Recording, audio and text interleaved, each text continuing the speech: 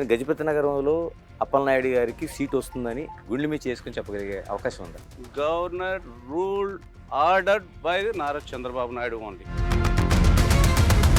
Polavaram LMC left main canal ఇది ఎక్కడ అనుకూలంగా ఉంటే ఆయన ఇంజనీర్ కాబట్టి డైవర్ట్ చేసుకుంటూ వెళ్ళిపోయాడు అనేది మబ్బి పెట్టి భయపెట్టి యంత్రాంగాన్ని ఎంఆర్ఓని రిజిస్ట్రార్లని చంకన చేర్చుకొని 500 ఎకరాలు అడిగారు. పంచుకోటలా ఉండే ఒక ప్రాంతంలో తెలుగుదేశానికి మొత్తం తుడిచిపెట్టిపోయే పరిస్థితి వచ్చిందంటే మీలాంటి పరిస్థితి అందరికీ ఉందా? ఉమ్మడి విజయనగరంలో 9 మావే, విజయనగరం పార్లమెంట్లో 7 అసెంబ్లీ సెగ్మెంట్లు మావే. మళ్ళీ అప్పల నరసయ్య ఖచ్చితంగా నాదే విజయం చెప్పగలుగుతున్నానంటే ఏమైనా రీజన్ ఏమైనా ఉందనుకుంటున్నారా? అప్పల నరసింహ తరిమి కొట్టే వరకు వేవి ఆగమని ప్రజల నుంచి తిరుగుబాటు వచ్చింది.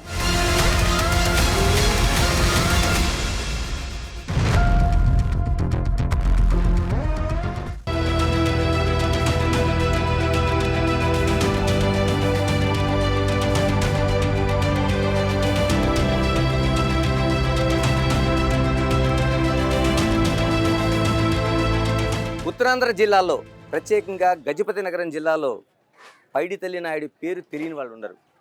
అలాంటి వారసత్వంలో వచ్చిన కొండపల్లి నాయుడు మన ముందున్నారు. అప్పలనాయుడు గారు అప్పుడే ఎన్నికల ప్రచారం ప్రారంభమైనట్టుంది. 6 నెలలుగా మా జాతీయ పార్టీ అధ్యక్షులు నారా చంద్రబాబు నాయుడు గారు, మా ప్రధాన కార్యదర్శి, ఈ రాష్ట్రంలో యువతకు ఆదర్శంగా భవిష్యత్తులో మా పార్టీకి దిశ నిర్ణయించే మా లోకేష్ బాబు గారు 6 నెలల క్రితం నుంచే మమ్మల్ని అందరినీ కూడా సంసిద్ధత చేశారు. పార్టీలో ఇన్ఫ్రాస్ట్రక్చర్ మేము డెవలప్ చేసుకుంటూ 2014-19లో ఇదే నియోజకవర్గంలో మా యువ నాయకుడు, ఆ రోజు పంచాయతీరాజ్ శాఖ మంత్రి నారా లోకేష్ గారు ఇచ్చిన నిధులతో ఈ నియోజకవర్గాన్ని చాలా అభివృద్ధి చేశాం. ఈ అభివృద్ధిని అంతా ప్రజల దగ్గరికి చెప్పాలని మాకు 6 నెలల క్రితం నుంచి కూడా మా పార్టీ డైరెక్షన్ ఇచ్చింది. దాని ప్రకారమే మేము సిద్ధమయ్యామని చెప్పి మీకు తెలియజేసుకుంటున్నాం. అప్పలనాయుడు గారు మీ ఫాదరు దాదాపు 3 సార్లు పార్లమెంట్ సభ్యుడిగా ఉన్నారు, అంతకుముందు జడ్పీటీసీగా ఉన్నారు. అనేక దాంట్లో ఆయన పేరు తెలియని వాళ్ళు ఎవరో లేరు. మీరు 2014 తప్ప 19లో ఓటమి చూశారు. అంటే ఆ లెగసీని కొనసాగించలేకపోయారా? ఎక్కడ వైఫల్యం చెందారు? That is true. 2019లో నేను ఓడిపోవడం అనేది జరిగింది. ఆ రోజుల్లో 14 నుంచి 19 వరకు కాన్స్టిట్యున్సీని అభివృద్ధి చేద్దామని తపనతోటే కొన్ని కార్యకర్తలతో హ్యూమన్ టచ్ మిస్ అయ్యేసరికి కొంత ఇబ్బంది వచ్చింది. దాని మూలంగానే 2019లో ఒక్క అవకాశం అని కొంచెం మబ్బి పెట్టడం, నేను హ్యూమన్ టచ్ మిస్ అవ్వడం, దానివల్ల భారీ గ్యాప్తో నేను ఓడిపోవడం జరిగింది. That's true. అంటే ఎందుకంటారు? మీరు నిజంగానే అంగీకరిస్తున్నారు. దాదాపు అంటే తెలుగుదేశం పార్టీకి కార్యకర్తలే మీకు చాలా గ్రౌండ్ నుంచి బలం ఇదంతా. ఎందుకు మిస్ అయ్యగలరు? అంటే అప్పటికి నియోజకవర్గం 2014 ముందు ఈ నియోజకవర్గం చూసుకుంటే చాలా దారుణమైన పరిస్థితి. దత్తిరాజేరు మండలంలో అయితే ఇన్ఫ్రాస్ట్రక్చర్ లేదు, రోడ్డు కనెక్టివిటీ లేదు. అలాగే గజపతి నగరంలో చూసుకున్న రోడ్లు లేవు. ఎప్పటి నుంచో వాళ్ళ కోరిక ఒక డిగ్రీ కళాశాల కావాలని. అలాగే బొండపల్లి మండలానికి వస్తే చుట్టూ చంపావతి నీరు ఉంటుంది, పొలాలకు మాత్రం వచ్చేది లేదు. గంచాడులో కొన్ని సమస్యలు ఉన్నాయి. ఈ సమస్యల ఎట్టి పరిస్థితుల్లో పూర్తిగా మనం పరిష్కరించాలని కాన్సన్ట్రేషన్ అంతా పెట్టి దత్తిరాజేరులో 100% రోడ్డు కనెక్టివిటీ తెచ్చాం. ఒక జూనియర్ కళాశాల తెచ్చాం. గజపతి నగరానికి ఒక డిగ్రీ కళాశాల తీసుకొచ్చాం. ఈ మండలానికి ఒక పాలిటెక్నికల్ కాలేజ్ అని ప్రపోజల్ పంపించాం. గంచాడికి జ్యోతిరాబాపులే ఆడపిల్లలకు స్కూల్ తెచ్చాం. వాటర్ స్పోర్ట్స్ స్కూల్ తెచ్చాం. అవన్నీ కూడా తెచ్చి చేసాం. అంటే కేవలం 2019 ఓటమికి కార్యకర్తలకు దూరంగా ఉండటమేనా, లేకపోతే మీ బ్రదర్ చేసిన డ్యామేజ్ ఏదైనా ఉందా? లైక్ బ్రదర్ చేసిన డ్యామేజ్ ఒకరి మీద మనం నిందించడం ఇప్పుడని భయం కాదు. ఎలక్షన్ టైంలో అంటే రకరకాల ఫ్యాక్టర్స్ ఉంటాయి. ఆ రోజుల్లో ఈ మోసగాడు వచ్చి ఒక్క అవకాశం అని చెప్పడం, ఆ రోజు నా మీద పోటీ చేసి గెలిచిన వ్యాపారవేత్త ఆర్థికంగా ఉండడం, all are so many factors ఉంటాయి. దాంట్లోనే ఇబ్బందులు వచ్చినాయి. ఇలాగ ఇప్పటి వరకు అంత ఆచితూచి అడుగులు వేస్తున్నారు, జనసేనతో ప్రయాణం అంటున్నారు.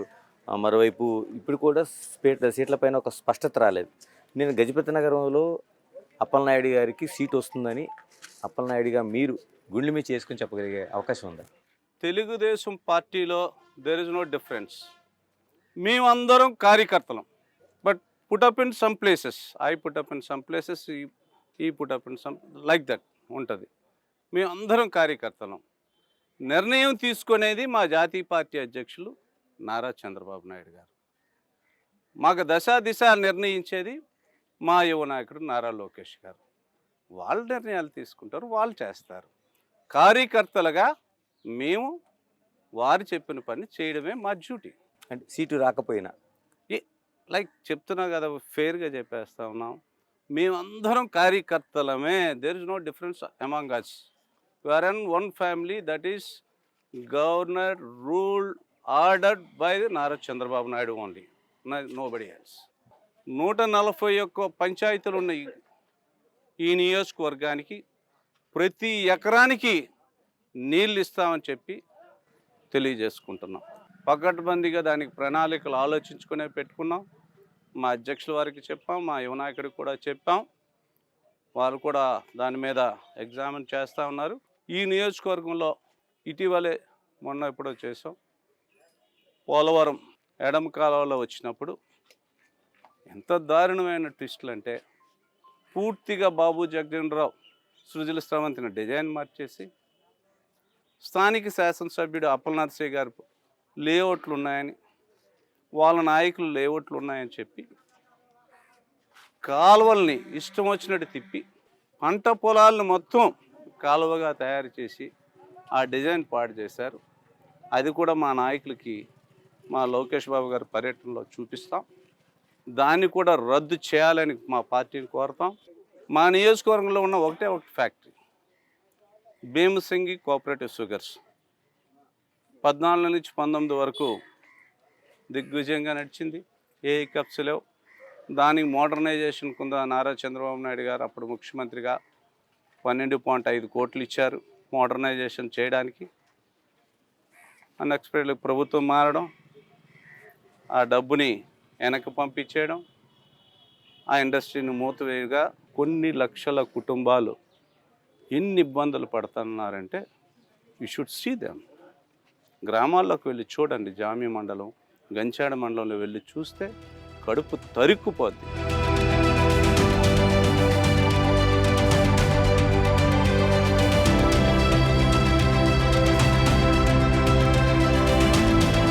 ఇలా మీరు చెప్పిన 2 పాయింట్లకు వద్దాం. ఒకటి, Polavaram LMC left main canal. ఇది ఎక్కడ అనుకూలంగా ఉంటే ఆయన ఇంజనీర్ కాబట్టి డైవర్ట్ చేసుకుంటూ వెళ్ళిపోయాడు అనేది చాలా మంది అంటే ఆల్ స్టూపిడిటీ. బేసిక్ ఈ మే బి ఇంజనీర్. ఈ నియోజకవర్గంలో కాంటూర్ లెవెల్స్, గ్రేడియంట్ పెర్మిసిబుల్స్ గత 5 సంవత్సరాల్లో నేను క్షుణ్ణంగా చూశాను, నేర్చుకున్నాను. క్యూసెక్స్ అంటే ఎన్ని లీటర్లు కూడా నేర్చుకున్నాను. నేర్చుకొని చూస్తే కళ్ళకు కట్టినట్టుగా ఉంది. ఎంత మోసమా! నీ లేఅవుట్ ఉందని ఈ గ్రామస్తులు పొలాలన్నీ నువ్వు పాడు చేస్తావా? ఆయన అదే ఛాలెంజ్ చేస్తున్నాడు. అప్పలనరసయ్య గారు చెప్తున్నది. మేము కూడా ఆ ఛాలెంజ్కి మేము వెనుక తిరగం. ఎందుకంటే 100% కేవలం ఆరోపణలు మాత్రమే చేస్తున్నారు. ఆరోపణలు కాదు, నేను రెడీగా ఉన్నా ప్రూవ్ చేయడానికి. నువ్వు తప్పు చేసావు, నీ లేఅవుట్ల దగ్గర ల్యాండ్ పోతుందని చెప్పి నీ డబ్బు స్వార్థంతో ఛానల్ నుంచి వచ్చే ఇరిగేటర్ ల్యాండ్లన్నింటినీ కూడా నువ్వు పాడు చేసి అక్కడ రైతు కుటుంబాలని ఈరోజు సూసైడ్ చేసుకోవడానికి ఆ రైతు కుటుంబాలు సిద్ధంగా ఉంటే చూస్తూ ఊరుకోమంటారా? అసలు ప్రతిపాదనలు ఎలాగొడి పెట్టావు? ఆల్రెడీ ఎప్పుడో 2009 ముందు డిజైన్ వచ్చింది. దాన్ని ఎందుకు మార్చాలి? అంటే మీ ప్రభుత్వ అధికారులకు వస్తే విచారణ చేస్తుందా? ఎందుకంటే పెద్ద కుంభకోణంగా మీరు చెప్తున్నారు దీన్ని. 100% మేము రెడీగా ఉన్నాం. లీగల్గా ఫైట్ చేస్తాం. దానికి కూడా సిద్ధమయ్యాం. ఖచ్చితంగా మా కాబోయే ముఖ్యమంత్రి గారి దగ్గరే పెడతాం ఇది. అలా మరో విషయం మీరు చెరకు రైతు కోసం చెప్పారు. చెరకు రైతే కదా అనేక పరిశ్రమలు మూతపడ్డాయి ఉత్తరాంధ్ర జిల్లాలో. అందులో గజపతి నగరం కూడా చాలా నష్టపోయింది. ఎలా దాన్ని రీఫిల్ చేయడం కోసం ఏం ప్రణాళికలు ఉన్నాయి మీ దగ్గర? ప్రభుత్వం వచ్చిన తర్వాత దానికి నిధులు ఇచ్చి ఆల్రెడీ మేము ఇచ్చాం. మా ముఖ్యమంత్రి గారు అప్పట్లో చంద్రబాబు నాయుడు గారు డబ్బులు ఇచ్చారు. అది ఇచ్చి మరలా అవన్నీ ఎక్స్ప్లెయిన్ చేసి మళ్ళీ దాన్ని రీస్టార్ట్ చేస్తాం. మీకు రీస్టార్ట్ కాకపోతే ఆల్మోస్ట్ 19 మండలాల్లో చెరుకు రోవర్స్ ఇబ్బంది పడతారు. అప్పలనాయుడు గారు ఇప్పుడు చాలా కాన్ఫిడెంట్గా చెప్తున్నారు మీరు. ఎందుకంటే ఖచ్చితంగా వచ్చే గవర్నమెంట్ మాదే అనేది ఒక కాన్ఫిడెంట్ అన్ని చోట్ల అవుతుంది. అంటే దానికి బేస్ ఏమైనా ఉందా, లేకపోతే మామూలుగా మీరు అనుకోవడమేనా? అంటే ప్రజల్లో కనిపిస్తుందా మీకు అటువంటి? 100% రేపు ఎప్పుడు ఎలక్షన్లు వస్తాయి అంటే రొటీన్ టైంగానే వస్తూ ఉన్నాయి. ముఖ్యమంత్రిగా నారా చంద్రబాబు నాయుడు గారు ప్రమాణ స్వీకారం చేయడం ఖాయం ఖాయం ఖాయం. ఎందుకనంటే ఈరోజు ప్రజల్లో చూసాం, సింపుల్ థింగ్ అండి. జగన్మోహన్ రెడ్డి యువతకి ఏం చెప్పాడు? ఏడాది 2 లక్షల ఉద్యోగాలు అన్నాడు. ప్రజలు నమ్మారు ఆ రోజు 19లో. 2 లక్షల ఉద్యోగాలు ఏవి? అరే నువ్వు ఏం చేసావు జగన్మోహన్ రెడ్డి? ఇండస్ట్రియల్ సమ్మిట్ పెడితే చంద్రబాబు నాయుడు గారు 5,000 కోట్ల లక్షల రూపాయలు పెట్టుబడులు తీసుకొని వస్తే మా టైంలోనే దానికి 2 లక్షల ఉద్యోగాలు రావాల్సి ఉంది. మేము 80% ఎంఓఏలు చేసి ఎగ్జిక్యూట్ చేసి వెళ్ళిపోతే రిమైనింగ్ వాటిని నువ్వు ఎందుకు తరిమేసినావు? విశాఖపట్నం మీద బాగా ప్రేమ వెలగబోస్తున్నావే జగన్మోహన్ రెడ్డి.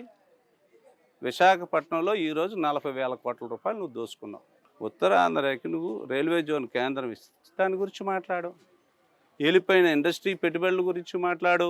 నువ్వు ఇస్తామన్న ఉద్యోగాల గురించి మాట్లాడు. దేని గురించి మాట్లాడుతావు? ఉత్తరాంధ్రలో నీకేమున్నాయి ఓట్లు?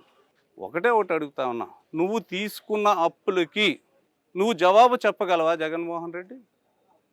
జవాబు చెప్పు. నువ్వు ప్రజల్లోకి రా. నువ్వు తీసుకున్న అప్పు ఎంత, నువ్వు చేసిన ఖర్చు ఎంత, ఎక్కడెక్కడ ఏం అభివృద్ధి చేసావు చెప్తే నువ్వు ప్రజల దగ్గరికి ధైర్యంగా రా.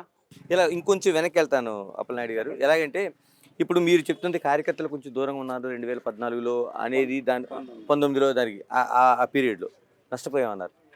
మరి విజయనగరం జిల్లాలో ఒక కంచుకోటలాగా ఉండే ఒక ప్రాంతంలో తెలుగుదేశానికి మొత్తం తుడిచిపెట్టుకుపోయే పరిస్థితి వచ్చిందంటే మీలాంటి పరిస్థితి అందరికీ ఉందా? నా డ్యూటీ మా నాయకుడు నాకు అప్పచెప్పింది only Gajapathinagaram. Only I can speak about Gajapathinagaram only.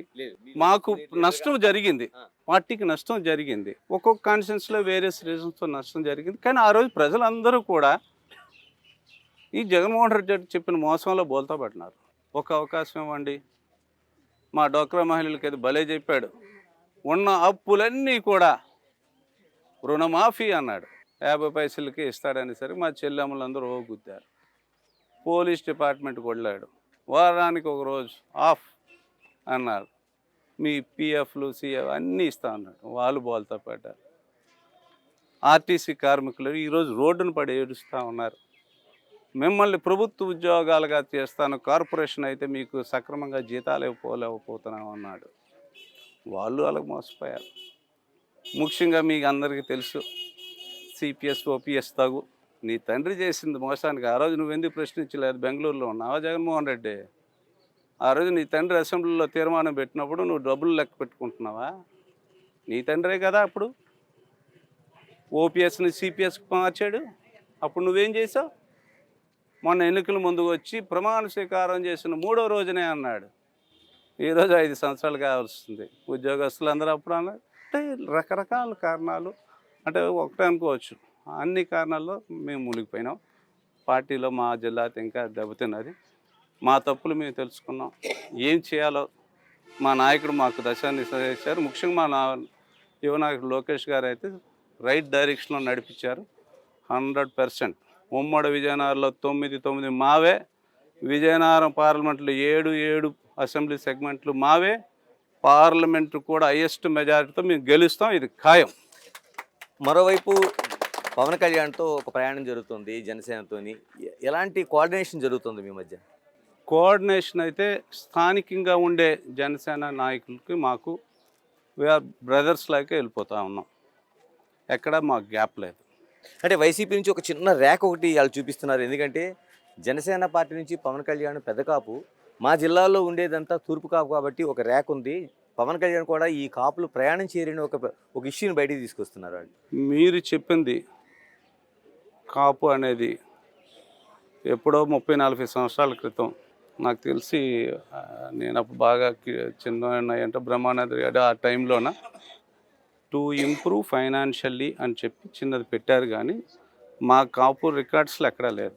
Only ఆ రోజు ఏం చేశారంటే కొన్ని రాజకీయ పరంగా ఇవన్నీ ఉన్నాయి, రాజకీయ పరంగా లేకపోతే సింగిల్ లార్జెస్ట్ మేజర్ కమ్యూనిటీ అని ఉన్నది.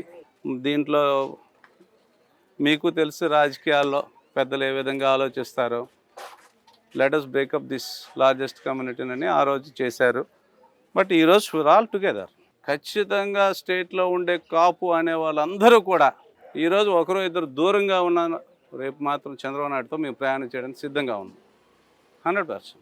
జనసేన అని ఆయనే తిరుగుతూ ఉన్నారు చంద్రబాబు నాయుడు గారితో, మేము కూడా మా నాయకుడు చంద్రబాబు నాయుడు గారితో తిరుగుతూ ఉన్నాం. There is no difference. మీకు కంప్లీట్గా మీ నియోజకవర్గం చేరుకొస్తాం. గజపతి నగరంలో ఇంత ప్రశాంతంగా ఉండే వాతావరణంలో భూ కబ్జాలు జరుగుతున్నాయంట, ఆక్రమణలు జరుగుతున్నాయంట, మైనింగ్ను కొల్లగొడుతున్నారంట. అంటే ఇన్ని జరుగుతుంటే ప్రతిపక్షంగా మీరు ప్రేక్షక పాత్రలో ఉన్నారా? ఏమైనా దాన్ని ఐడెంటిఫై చేస్తున్నారు? మంచి క్వశ్చన్ అడిగారు బ్రదర్. ఎంతసేపటికి భూ కబ్జాలు అప్పల్ నర్సయ్య గారు 500 ఎకరాలు కొన్నారు. Did you believe how you will purchase the land? MLA గారు ఏజెంట్ సబ్ రిజిస్ట్రార్ దగ్గర ఉంటాడు. How the process is going అని మీకు చెప్తాను. ఎమ్మెల్యే గారు ఏజెంట్ ఉంటాడు. యూ థింక్ ఈ wanted to cell something 1 acre అమ్మాలనుకుంటే నువ్వు వెళ్ళి కొత్తగా 1B తీసుకురా అని అంటారు sub registrar. If MLA wants that land, ఇతను వెళ్ళాడు రిజిస్ట్రార్ ఆఫీస్కి, లేదు మనకు కావాలి అని అనుకుంటే 1B ఇతనికి రాదు, అక్కడ ఎంఆర్ఓ ఆపేస్తాడు. 1B కావాలని అనుకుంటే 2 రోజులు తిరుగుతాడు, కూతురు పెళ్ళి, కొడుకు చదువులు, ఇతర అప్పులు ఉంటే 1B రాదే అంటే అప్పుడు వాళ్ళ ఏజెంట్ ప్రత్యక్షం అవుతాడు. పెద్ద ఆయనకి ఇచ్చేయి అంటాడు. పెద్ద ఆయనకి ఎంతకి ఇవ్వాలి?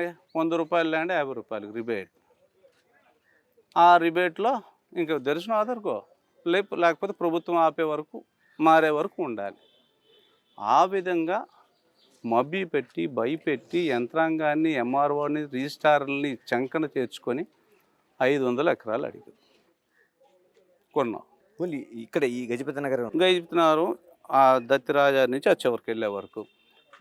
నిన్న మొన్న సభలో చెప్పాను, నీ తండ్రి ఇచ్చిన ఆస్తి ఎంత, ఈరోజు నీ దగ్గర ఉన్నది ఎంత నేను చెప్తా.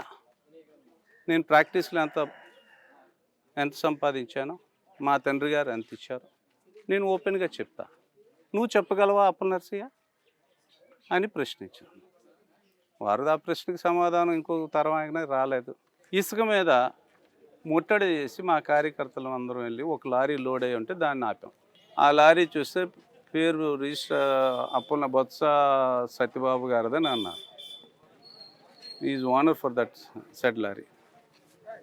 ఆపాం, ఫైట్ చేసాం.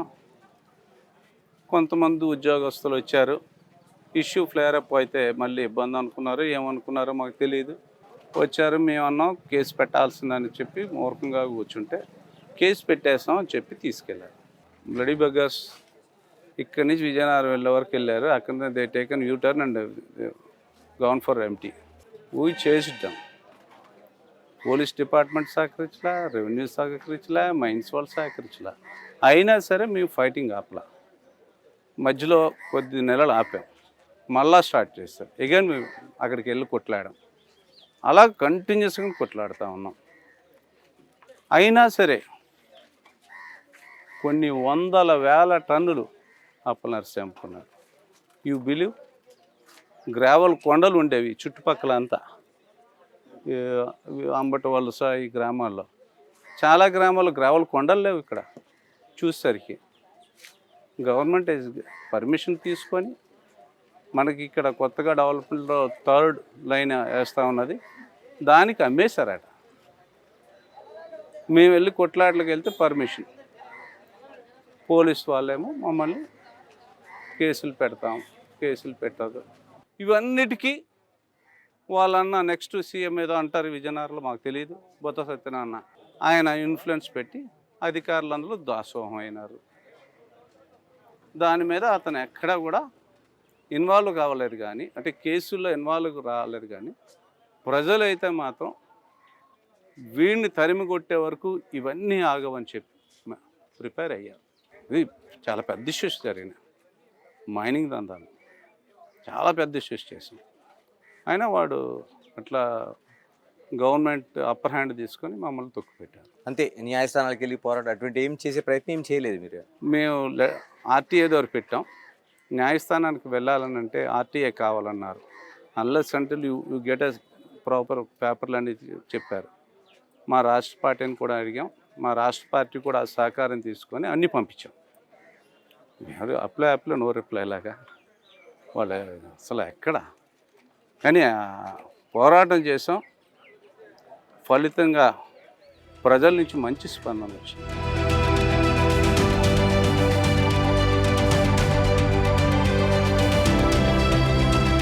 మీరు చెప్తున్న ఇన్ని కారణాలు ఉన్నాయి, మళ్ళీ అప్పల నరసయ్య ఖచ్చితంగా నాదే విజయం అని చెప్పగలుగుతున్నానంటే ఏమైనా రీజన్ ఏమైనా ఉందనుకుంటున్నారా? ఇంకొక 500 రకాలు కొట్టేయచ్చు అనుకుంటున్నాడేమో. అంటే రక్తం మరిగిన పులి గడ్డి తింటుందా? మళ్ళీ ప్రజల రాళ్ళకి రక్తం కోసమే వెయిట్ చేస్తూ ఉంటుంది. కానీ ప్రజలు మాత్రం ఈసారి ఇలాంటి గద్దార మందులు తరం కొట్టడానికి సిద్ధంగా ఉన్నారు. ఈ స్టేట్ మొత్తం ఉన్నది. అంటే ఇప్పుడు చెప్తున్న ఇన్ని కారణాలు ఓటర్ వరకు వెళ్ళినాయా లేకపోతే ఓన్లీ టీడీపీ? లేదు, ఓటర్ ప్రజల దగ్గరికి వెళ్ళింది. అందుకే నేను చెప్పాను స్పెసిఫిక్గా, ఇందాక చెప్పాను, మైనింగ్ దగ్గర ప్రజల దగ్గర తిరుగుబాటు వచ్చిందని చెప్పాను. మా కార్యకర్తలు మేమందరం మా చంద్రబాబు నాయుడు ఏం చెప్తే మేము అదే చేస్తాం. మా ప్రజలు అప్పల నరసింహ తరిమి కొట్టే వరకు ఏవి ఆగమని ప్రజల నుంచి తిరుగుబాటు వచ్చింది. That is true. మొత్తం మీ అంతా ఈ ప్రాంతం అంతా తిరిగాము.